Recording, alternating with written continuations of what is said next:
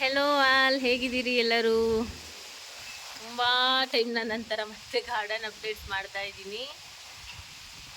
ಈಗ ಮಳೆಗಾಲ ಬಂದಿದೆ, ಆದರೆ ನಮ್ಮಲ್ಲೆಲ್ಲ ಇನ್ನೂ ಮಳೆನೇ ಇಲ್ಲ.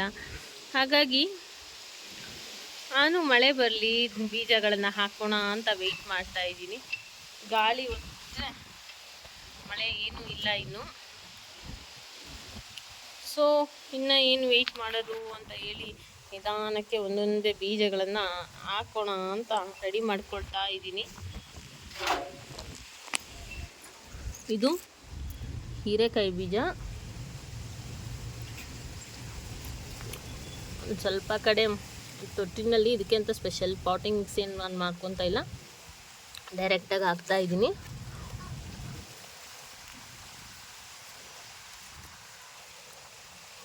ಗಾರ್ಡನ್ ಕಡೆ ಈಗ ಸ್ವಲ್ಪ ಕೇರ್ ಮಾಡಿದ ಕಡಿಮೆ ಆಗಿದೆ. ಇದನ್ನೆಲ್ಲ ಕ್ಲೀನ್ ಮಾಡಿ ಇವಾಗ ಒಂದು ಸ್ವಲ್ಪ ಸೀಡ್ಸ್ ಹಾಕ್ತಾ ಇದ್ದೀನಿ. ಇದು ಬಸಳೆ ಸೊಪ್ಪು, ಮಲ್ಬಾರ್ ಸ್ಪಿನಚ್ ಹೇಳ್ತಾರಲ್ಲ, ಅದರದ್ದು ಬೀಜದಿಂದ ಹುಟ್ಟಿರೋ ಗಿಡ. ಇದು ಗಿಡ ಬಸಳೆ, ನೆಲ ಬಸಳೆ ಅಂತ ಹೇಳ್ತಾರಲ್ಲ ಅದು.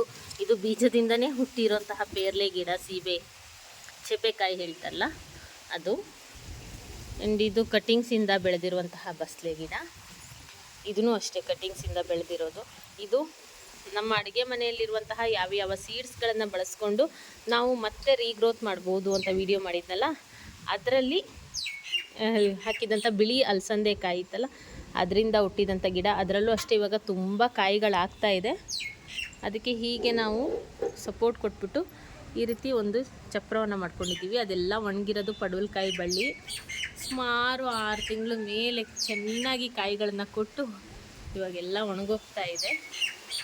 ಅದನ್ನೆಲ್ಲ ಕ್ಲೀನ್ ಮಾಡಿಕೊಂಡು ಮತ್ತೆ ಅದಕ್ಕೇ ಹಬ್ಬಿಸ್ತಾ ಇದ್ದೀನಿ. ಅವರೆಕಾಯಿ ಗಿಡ ಕಾಯಿ ಬಿಡೋಕ್ಕೆ ಸ್ಟಾರ್ಟ್ ಆಗ್ತಾ ಇದೆ. ಎಷ್ಟು ಚಂದದ ರೋಸ್ ನೋಡಿ, ಕಲರ್ ಎಷ್ಟು ಚೆನ್ನಾಗಿದೆ. ರೋಸೆಲ್ಲ ಮತ್ತೆ ಇವಾಗ ಬಂದು ಸ್ಟಾರ್ಟ್ ಆಗ್ತಾ ಇದೆ ಹೂ ಬಿಡೋದಕ್ಕೆ. ರೋಸಿನ ಬುಡದಲ್ಲಿ ಬೇಡದೇ ಇರೋಂತಹ ಗಿಡಗಳನ್ನು ಯಾವಾಗಲೂ ರಿಮೂವ್ ಮಾಡ್ತಾ ಇರಬೇಕು. ಆವಾಗ ಗಿಡ ತುಂಬ ಹೆಲ್ದಿಯಾಗಿ ಬೆಳೆಯುತ್ತೆ. ಪಾಟಲ್ಲಿ ಬೆಳೆಸೋರಿಗೆ ಆಗಾಗ ಕಟ್ಟಿಂಗ್ ಮಾಡ್ತಾ ಇದ್ದರೆ ಈ ರೀತಿ ನೋಡಿ ಚೆನ್ನಾಗಿ ಚಿಗುರು ಬಂದಿದೆ. ಈಗ ಮಳೆಗಾಲ ಟೈಮಲ್ಲ, ಈಗ ಕಟ್ ಮಾಡಬೇಕು. ಚೂರು ತುದಿನ ಕಟ್ ಮಾಡಿದ್ರೆ ಈ ರೀತಿ ಎಲ್ಲ ಕಡೆ ಚಿಗುರು ಹೊಡೆದು ಚೆನ್ನಾಗಿ ಚಿಗುರು ಬರುತ್ತೆ. ಸೇವಂತಿಗೆ ಗಿಡಗಳನ್ನು ತುಂಬ ನೀರು ಬೀಳುವಂತಹ ಜಾಗಗಳಲ್ಲಿ ಇಡಬೇಡಿ. ಈಗ ಮಳೆಗಾಲದಲ್ಲಿ ಕೊಳೆತು ಹೋಗೋ ಸಾಧ್ಯತೆ ಜಾಸ್ತಿ ಇರುತ್ತೆ.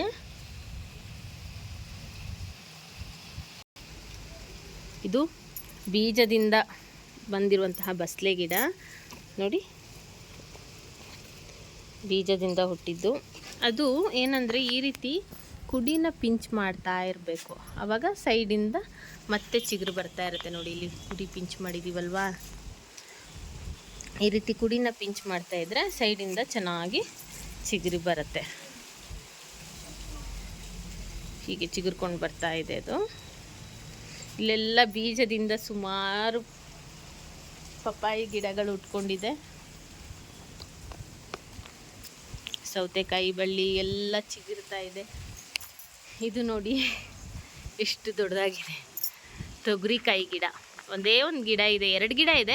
ಬಟ್ ಇದೊಂದು ನಾನು ಯಾವಾಗಲೂ ಕುಡಿನ ಪಿಂಚ್ ಮಾಡ್ತಾ ಇರ್ತೀನಿ. ಹಾಗಾಗಿ ಒಂದೇ ಗಿಡ ಇಷ್ಟು ಚೆನ್ನಾಗಿ ಬೆಳ್ಕೊಂಡಿದೆ. ಇದು ತೊಟ್ಟಿಲಿರೋದ್ರಿಂದ ಚೆನ್ನಾಗಿ ಬೆಳ್ಕೊಂಡಿದೆ. ಆ್ಯಂಡ್ ಚಿಕ್ಕ ಗಿಡದಲ್ಲಿದ್ದಂತಹ ಪೇರ್ಲೆಕಾಯಿ 3 ಇತ್ತು. ಮಂಗಗಳು 2 ಕಿತ್ಕೊಂಡು ಬಿಟ್ಟಿದ್ವಿ. ಈಗ 1 ಉಳಿದಿದೆ. ಆ್ಯಂಡ್ ಈ ಚಿಕ್ಕ ಗಿಡ ಕಸಿ ಗಿಡ, ಇದರಲ್ಲಿ ಕಾಯಿ ಆಗ್ತಾ ಇದೆ, ಇವಾಗ ಸ್ಟಾರ್ಟ್ ಆಗ್ತಾ ಇದೆ. ಇದು ಚಿಕ್ಕ ಕವರ್ನಲ್ಲಿ ಇದ್ದಂತಹ ಆಲ್ ಸೀಸನ್ ಲೆಮನ್. ಇದು ಕಾಯಿ ಬಿಡ್ತಾ ಇದೆ ನೋಡಿ. ಕಾಯಿ ಒಂದು 3-4 ಕಾಯಿ ಇದೆ. ಆ್ಯಂಡ್ ಬದನೆಕಾಯಿ ತುಂಬ ಕಾಯಿಗಳಾಗ್ತಾ ಇದೆ. 1-2 ಗಿಡಗಳಿದ್ದರೆ ಸಾಕು, ತುಂಬಾ ಕಾಯಿಗಳಾಗುತ್ತೆ. ನೋಡಿ ಸೈಜ್ ಹೇಗಿದೆ ಅಂತ. ಇದೆಲ್ಲದಕ್ಕೂ ಕೂಡ ನಾನು